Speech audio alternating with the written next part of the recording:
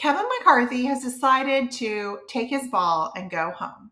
He no longer wants to play. If he doesn't get to be team captain, he is done. And so he's just going to go home.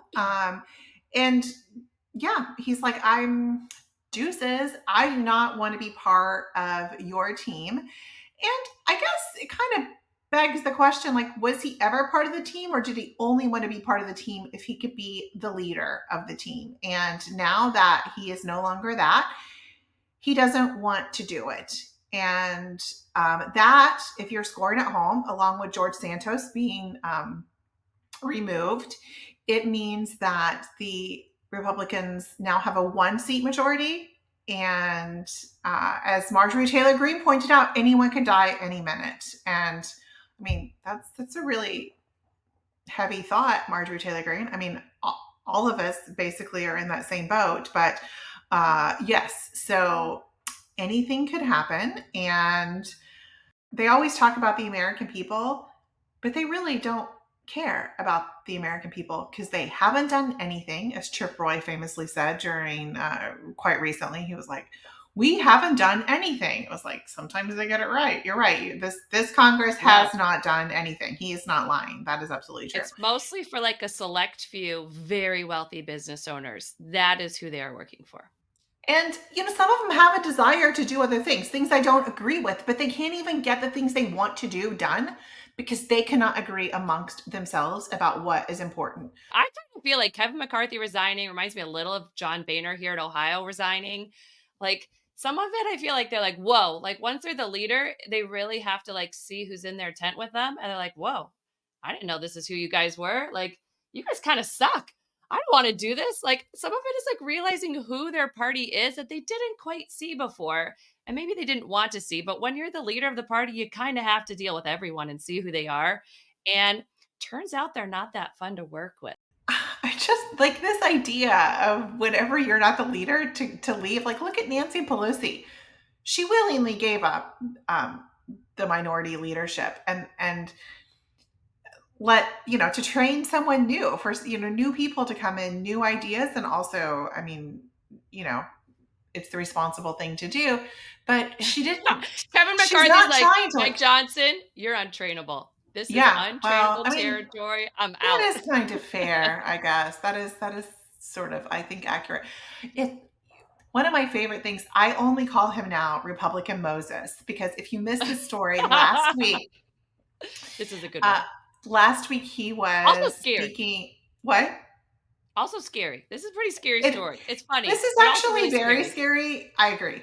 So last week he was speaking, Mike Johnson, Speaker of the House, he was speaking at the Museum of the Bible. And I guess he thought no cameras were on, which, I mean, for the love of all that is holy, including Moses, do not ever think that there is no media or someone isn't recording something. I mean, how stupid do you have to be? Even my 12-year-old daughter knows this. Snapchat, it might think it disappears, but it doesn't disappear. If it goes on the internet, it is there forever. If it is said in public, it is just assume someone is recording it and it is said forever. Anyway, so he's like, whispers, now that the media is not here, let me just tell you something. For 3 weeks during the speaker debacle, God spoke to me and said that I would be the speaker. I am like Moses of our generation. Was it like a Snapchat? Does God have like a God Snapchat that he like? I don't know exactly how he heard God's voice, but so my question is, okay. Yeah. So Moses, Republican Moses, you are Moses. Tell me who the other characters are in this. Just set the scene for me. Who is Ramses II in your scenario? Who is the Jews? Like, who are you leading and where out of what and into what? And I'm just going to go ahead and point out Moses was not allowed.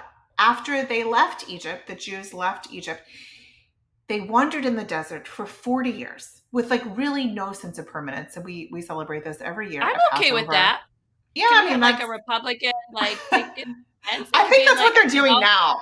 That was happening way before. There's a lot of desert in Nevada. And it's true, there is.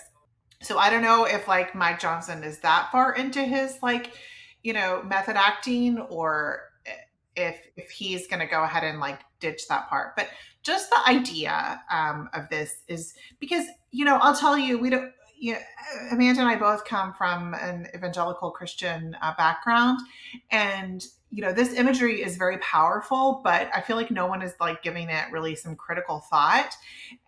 But what they're doing when they say these things, and another thing that they really like to say is that, God, which the Bible said that God puts leaders in their positions. So they forgive Trump for his indiscretions because they say that God put him in that position, and therefore it's sanctioned and it's okay. And to which I would say, what about Hitler? Was that sort of sanctioned? And also, what about President Biden? Did God not put him in charge as well? So you can't just have it when you want to have it. It can't just be true when it's convenient for you. And that's like when he likens himself to Moses, it is really, he is trying to say, God told me I'm supposed to be here. I'm supposed to do this. And you need to accept it because I have heard from God. And like a lot of people don't question that at all. And I think it's And there quite are dangerous rhetoric. issues with thinking yeah, exactly, with thinking you're anointed by God, because then you don't even care if the election results are true or not, right? You're anointed by God. Of course, you're going to overthrow it, right? You're anointed by God. You should be there because of some, I don't know, God Snapchat you think happened and appointed you as leader.